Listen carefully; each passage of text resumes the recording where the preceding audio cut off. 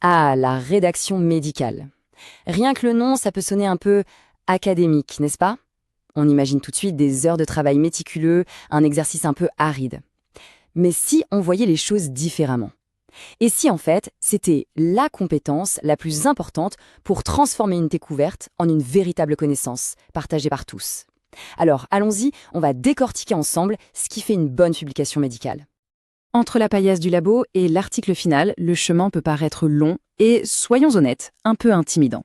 C'est un vrai voyage, avec ses hauts, ses bas, ses défis. Et comme n'importe quel voyage, eh bien, ça se prépare. La toute première étape de ce périple, c'est de bien comprendre la destination. Au fond, pourquoi s'infliger tout ce travail? Quelle est la véritable motivation derrière la publication scientifique? En fait, les raisons sont multiples. Il y a bien sûr le cœur du réacteur, partager le savoir, mais c'est aussi une envie personnelle d'aller plus loin sur un sujet qui nous passionne, d'avoir la reconnaissance de ses pairs et au final, d'avoir un peu plus d'influence dans le monde médical. Ok, on a vu les motivations personnelles, mais allons plus loin. Parce que publier, ce n'est pas juste un accomplissement pour soi, c'est une pièce essentielle de tout l'écosystème scientifique. Et oui, une publication, c'est un véritable moteur de carrière. C'est indispensable pour une promotion, pour valider un diplôme et surtout pour aller chercher des financements. Le calcul est simple. Sans publication, pas de crédit de recherche. Et sans crédit, la recherche s'arrête. Le système est assez implacable là-dessus.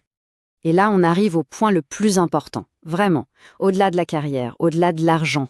Communiquer ces résultats, c'est un devoir moral, oui, envers les gens qui ont financé l'étude, envers les patients qui ont participé, envers les collègues qui vont pouvoir s'appuyer sur ces résultats, et finalement, envers la science. Ne pas publier, ce serait un peu comme découvrir un remède et le garder secret. Impensable. Bon, on sait que ce voyage n'est pas une promenade de santé.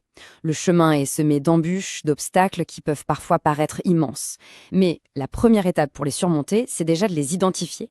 Le premier obstacle, parfois le plus simple et le plus dur, c'est juste ça, le manque de motivation. Le syndrome de la page blanche, l'impression de faire face à une montagne, bref, les jours sans. Et puis, il y a cette petite voix dans la tête, le fameux syndrome de l'imposteur qui nous dit « Est-ce que mon travail est vraiment assez bon ? Est-ce que je suis légitime pour écrire là-dessus ?» Et les obstacles sont aussi très concrets, bien sûr. Le manque de ressources, le matériel, le soutien, l'accès aux bonnes bases de données. Vient ensuite la peur du jugement, la révision par les pairs, cette étape qu'on redoute tous un peu, où son travail va être passé au crible, critiqué et peut-être même rejeté. Et pour finir, l'ennemi numéro 1, l'ennemi universel, le temps. Ou plutôt, le manque de temps. Jongler entre la recherche, la clinique, l'enseignement et trouver encore des heures pour écrire. C'est une sacrée course. D'accord, le tableau peut sembler un peu décourageant, mais la bonne nouvelle, c'est qu'il existe un chemin. Face à tous ces obstacles, la meilleure arme, c'est la méthode. Alors, voici une sorte de feuille de route, étape par étape, pour s'y retrouver. Première phase, la préparation. On ne part pas à l'aventure sans carte. On commence par choisir son sujet. Ensuite, on fait un état des lieux de la littérature pour savoir où on met les pieds. L'étape 3 est absolument clé. Trouver un mentor.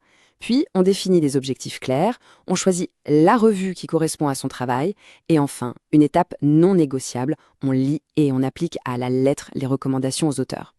On passe à la phase 2, l'action.